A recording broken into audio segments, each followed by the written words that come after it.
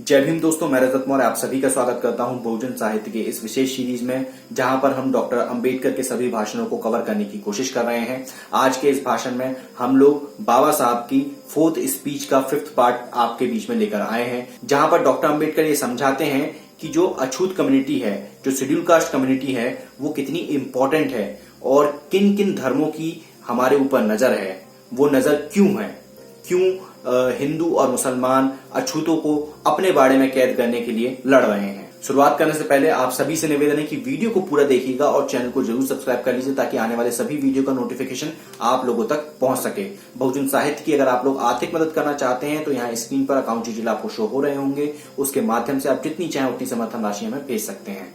हमारा समाज हर तरह से सशक्त होना चाहिए। जिस तरह की सामाजिक या राजनीतिक स्थिति हमें चाहिए, वैसी स्थिति प्राप्त करने में हमें अधिक देर नहीं करनी चाहिए, यह मेरी राय है। इसके समर्थन में अनेक प्रमाण उपलब्ध हैं। वर्तमान समय इस देश में संकट काल का है। स्वराज की नींव जब 1917 में पड़नी आरंभ हुई थी, उस समय से इस देश का समाज 3 भागों में विभाजित है। पहला यूरोपियन लोग, दूसरा मुसलमान लोग, तीसरा हिंदू लोग। सन 1917 से पहले हिंदू मुसलमान का राजनीतिक संबंध में पूर्ण विरोध था। अब वे विरोधी नहीं हैं, बल्कि दोनों में दोस्ती हो गई है। सन 1917 के पहले हिंदू मुसलमान में 36 का आंकड़ा था, अब वह आंकड़ा 63 का बन गया है। दोनों में अच्छी दोस्ती हो गई है। आज दोनों ने मिलकर स्वराज की पहली किस्त अंग्रेजों से प्राप्त कर ली है। लेकिन बंटवारे के समय भाई भाई में दुश्मनी हो गई थी।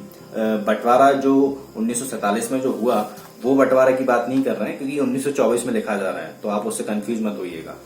यहाँ पर डॉक्टर अंबेडकर जब इन लोगों के बीच में जो हिस्सेदारी जो हुई कि किसको क्या मिलना चाहिए, कैसा होना चाहिए, उस पर इन लोगों के बीच में बंटवारे हुए थे हिंदू और मुसलमानों में। यहाँ पर आपको एक चीज नोटिस करनी चाहिए कि हिंदू और मुसलमान आपस में वक्त के हिसाब से अलायंसेस करते रहे हैं। इसके साक्ष्य आपको इतिहास में भी मिल जाएंगे और उसके बाद आधुनिक भारत के इतिहास में भी कई जगह आपको ये रेफरेंसेस देखने को मिलते रहेंगे। उसी हिसाब से बहुजन तबके को भी अलायंसेस करने चाहिए। अब बहुजन तबके में हम बात किसकी करते हैं? हम बात करते हैं SC, ST और OBC, इन तीनों को भी अपना गठबंधन करना चाहिए। और इसके ऊपर डॉक्टर अंबेडकर ने अपने आखिरी दिनों में एक बहुत ही बेहतरीन स्पीच दी थी, उसके बारे में हम बात करेंगे। अभी हम सिलसिलेवार तरीके से बात कर रहे हैं, तो ये उनका 4था स्पीच हम कवर कर रहे हैं। यदि स्वराज मांगा गया तो उसका बड़ा भाग किसके हिस्से में जाएगा, यह प्रश्न खड़ा हो गया है। इस प्रश्न का एकमात्र कारण यह है कि जिसकी जनसंख्या अधिक होगी, ऐसा लगता है उन्हें स्वराज में अधिक हिस्सा मिलेगा।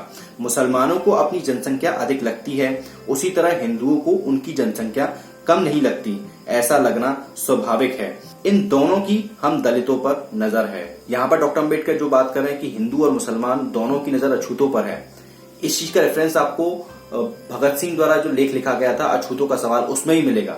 भगत सिंह एक कदम और आगे बढ़ते हैं और सिखिज्म को भी इस कैटेगरी में लाते हैं कि जो सिख धर्म है वो भी चाहता है कि अछूत उनकी तरफ चले जाएं, इसलिए वो अमृत पान करा रहे हैं। इस तरह का वो तंज कसते हैं। तो वो वीडियो अगर आप लोगों ने नहीं देखा तो प्लीज देखिएगा, ऊपर मैं आई बटन पर उसका लिंक दे दूंगा। हमारे बगैर मुसलमानों की जीत संभव नहीं है, उसी तरह हिंदुओं के लिए भी हमारे बगैर कोई चारा नहीं है।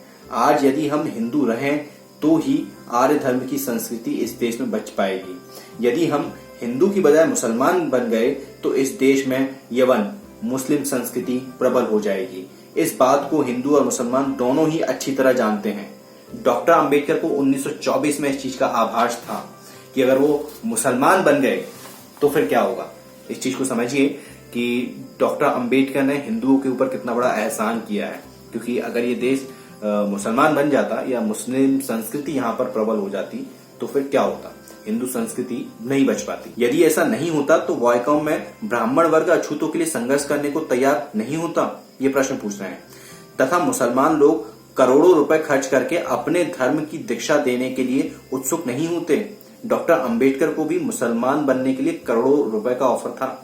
ये चीज मैं बता रहा हूँ आपको, इसके लिए मैं आपको रेफरेंस के साथ बात करूंगा एक दिन। आज हम सभी लोग सबसे नीचे होते हुए भी हिंदू मुसलमान के सांस्कृतिक झगड़े में हमारी संख्या कम होने के बावजूद भी हम बहुत महत्वपूर्ण हैं, और हमने अपना संगठन मजबूत बना लिया तो हम जो मांगेंगे हमें वही प्राप्त होगा।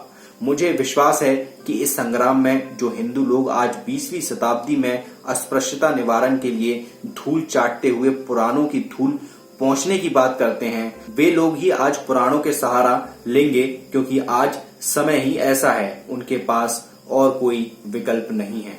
ये जो आपको उठा उठा के दिखाया जाता है ना, रामायण में से कुछ रेफरेंस ले लिए जाते हैं कि उन्होंने सबरी के झूठे बेर खाए थे, केवट की नाव में बैठे थे, ये आपको बताया जाता है, और शंभुक की हत्या की थी, ये छुपा लिया जाता है।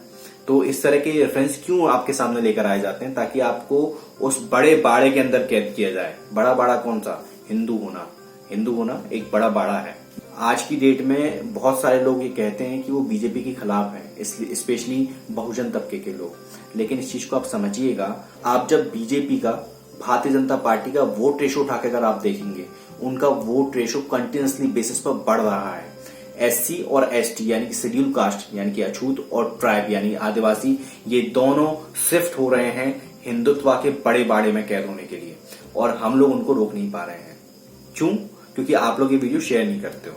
शेयर किया करो भाई, अभी तक देख रहे हो, शेयर करो। सबसे पहले तो शेयर करोगे तभी तो उनको पता चलेगा कि क्या हकीकत है, क्यों वो उनके पीछे पड़े हुए हैं। उन्हें सब लोगों को मिलकर हमें अपने संगठन को मजबूत करना चाहिए।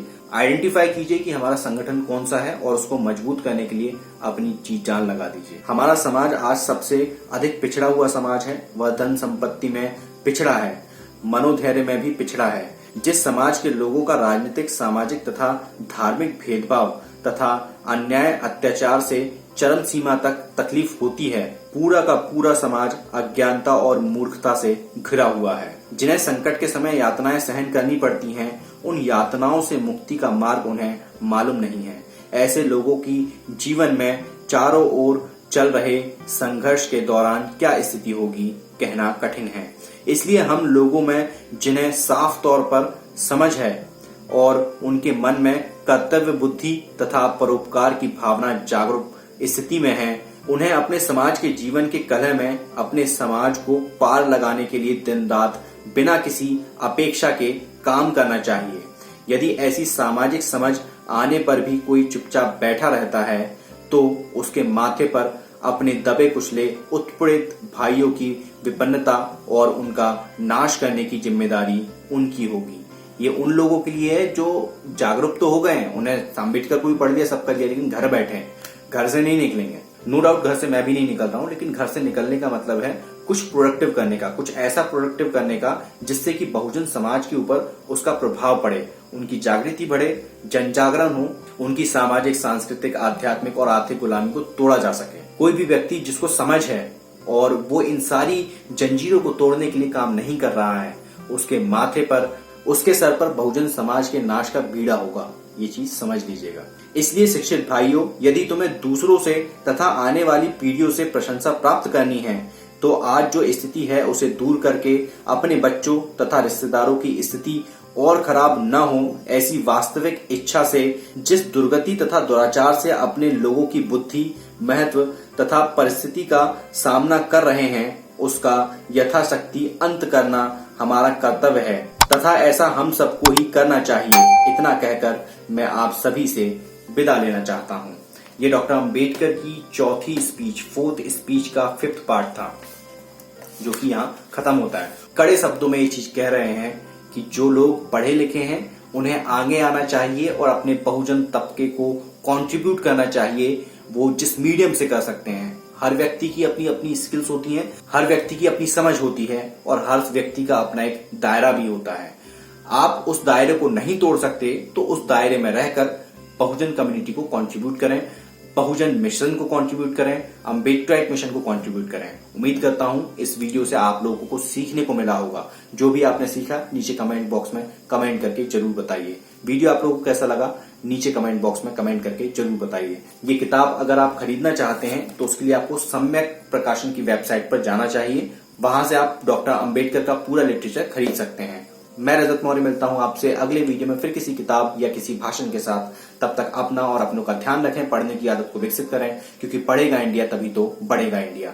जय भीम, जय भारत, जय संविधान, जय जोहार।